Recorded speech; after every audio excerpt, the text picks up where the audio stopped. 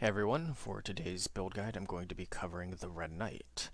The Red Knight is a Tyrant Defender, and you're going to need 13 points in the Tyrant alignment in order to unlock him and his recruitment mission. Now the Red Knight I really like and think is very cool for one big reason. He's a bit different from your standard Defender heroes. While many of the Defender heroes in this game have kits centered around tankiness and support in some way, as their role is the tank, the Red Knight, in comparison, has an extremely aggressive skill set.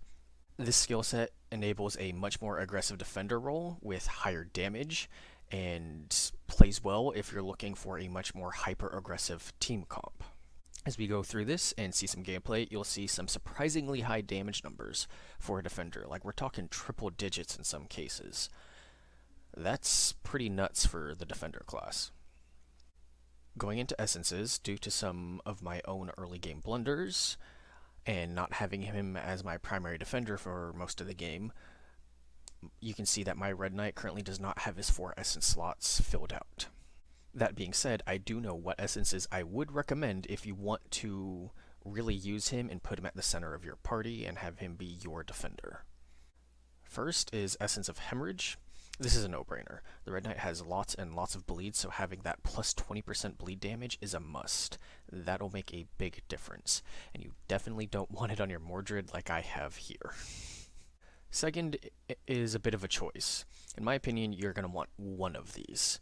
Either the Essence of Stability, providing knockdown immunity, or Essence of Poise for stun immunity. As you can see, I have not currently unlocked this on this current playthrough, but this shouldn't be too hard for you to get, especially if you are actively working towards it.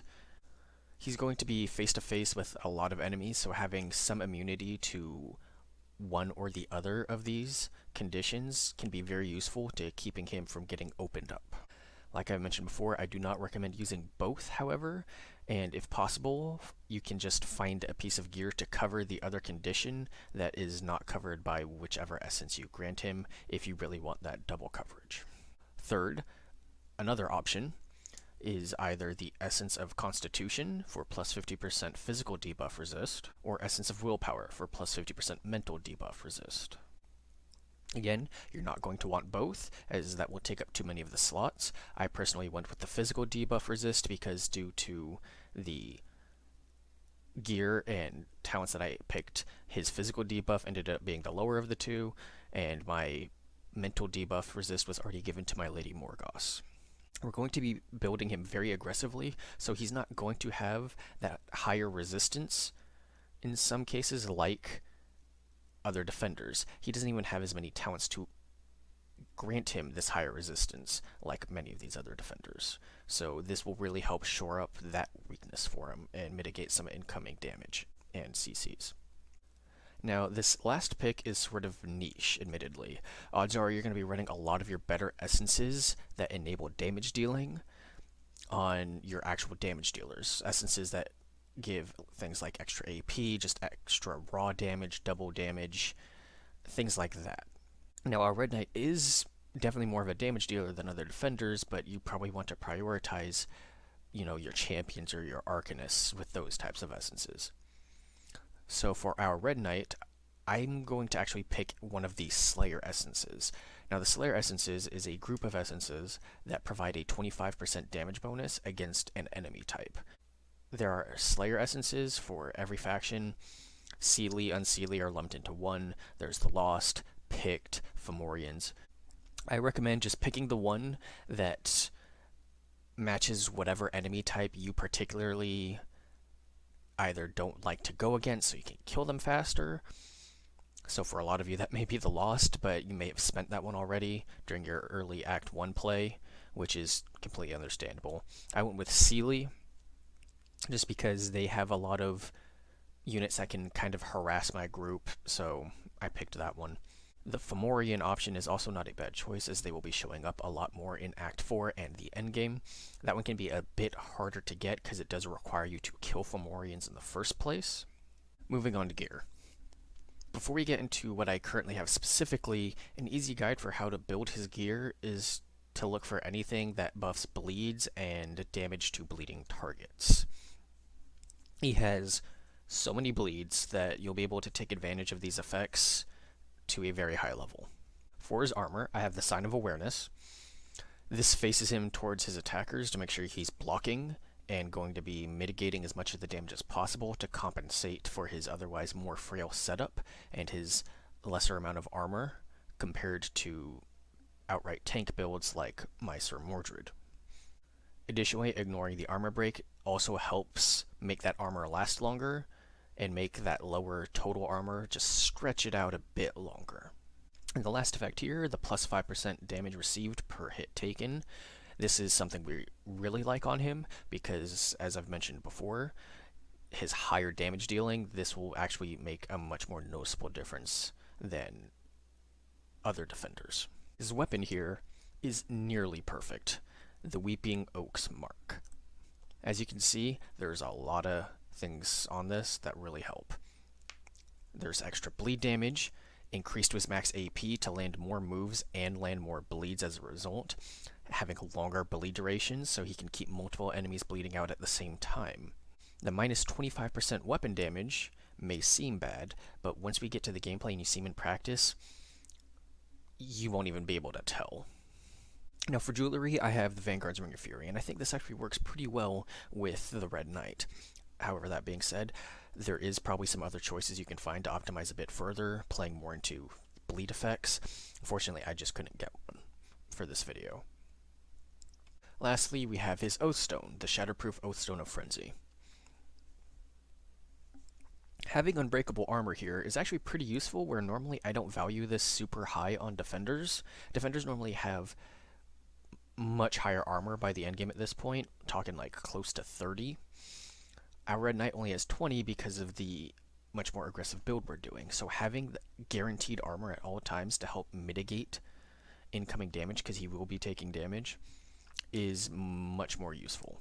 The extra range on shield charge I think is useful for any defender build, just that extra mobility for one of their best abilities to get into combat or get to an ally to save them from a harassing enemy is just great.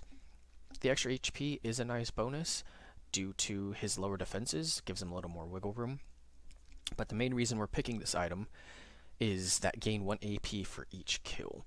Normally I avoid this kind of ability on a defender. It's usually irrelevant for them. They do such low damage, especially on very hard difficulty. They're not going to be securing kills basically ever. That's going to be up to your other party members you're bringing, your actual DPS, your damage dealers. But I've found that the Red Knight actually does do enough damage to get some mileage out of this. He can get some kills from some decent ranges and get some AP refunds. He won't be chaining any long turns and kill after kill like a Black Knight, for example, or one of your other champions. But I've seen this enable him to get a couple extra attacks in on a single turn, especially if he's just mopping up a group of low health targets. For the skill breakdown, this is going to be really straightforward and simple. I took some tankiness passives like Robust in each tier and Unyielding, so that way he's not too squishy. He's going to be getting some health back on hits to stretch out his survivability. He does also start with Mock. It's a single target taunt. You can put some other skill points into this to modify it. We're not doing that here. But we can't undo this pick as it is permanent to him, even if you do a skill reset. For everything else, we're just taking all of his offensive moves and all the possible upgrades for each of these to maximize their damage, AP efficiency, and in a couple cases AP refunds, as well as putting bleeds on everything. That is crucial. Lastly, we take both skills that buff his bleeds damage, and allowing them to proc twice per turn. Unfortunately, there seems to be a bug with this Master Bleeding talent at the time of recording, and they will not always suffer the double bleed. I have notified them through the official Discord, and they said that it will be handled, hopefully, by the next hotfix. One alteration you can make, depending on some changes that may happen to your Red Knight throughout your gameplay, is dropping one of these strength talents, and instead taking the Vigor upgrade on Assassination, and Killing Blow on Strike.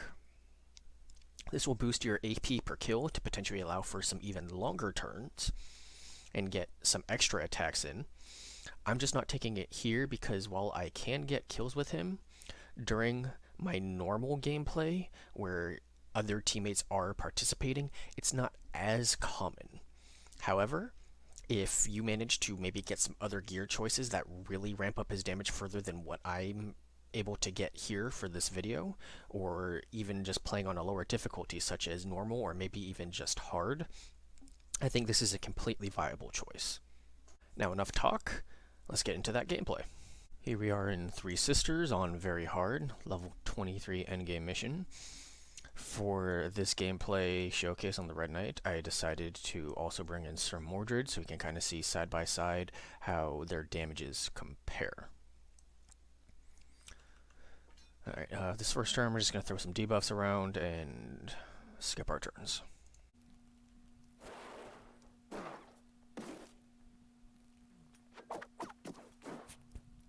Alright.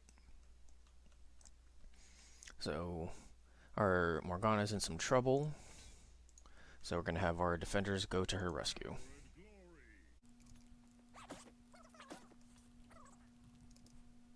And here immediately we can see a difference in damage with just a straight melee attack. Here we're doing 26, here we're doing 20, according to their base tooltips, but in practice this is setting him down about 16 damage. Here we're doing about, what is that, 41. That is a enormous difference.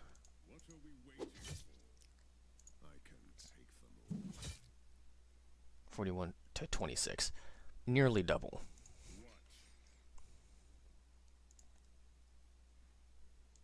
And here we have 3 knockdowns going.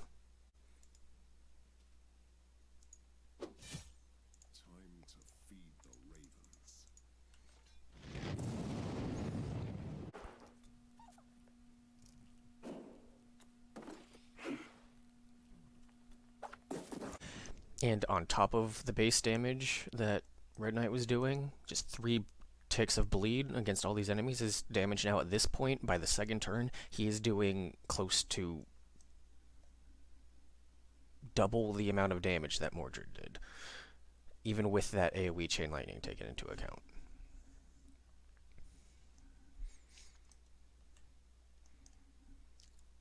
Right here. Go for Death Strike, 73. What does Mordred have? We can use his Lightning Bolt for 30.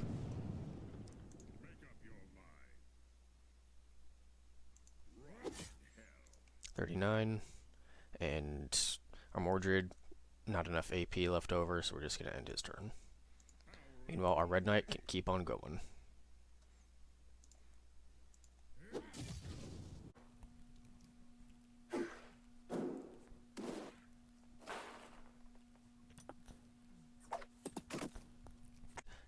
Another opening turn. Gonna go for Death Strike to get that maximum damage, and here we're landing 77. 26. He's gonna bleed to death, so we can just leave him alone and just... We'll have one of our others pick him off, so our... we'll have Mordred do it, actually. Might as well. He's not gonna have enough AP to get over here and keep attacking them.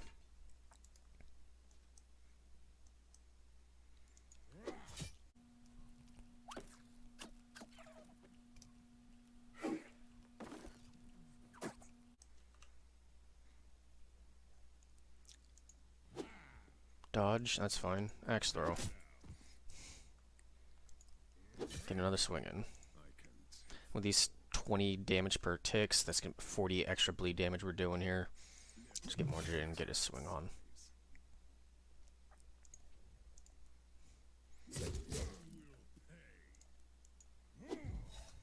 $108.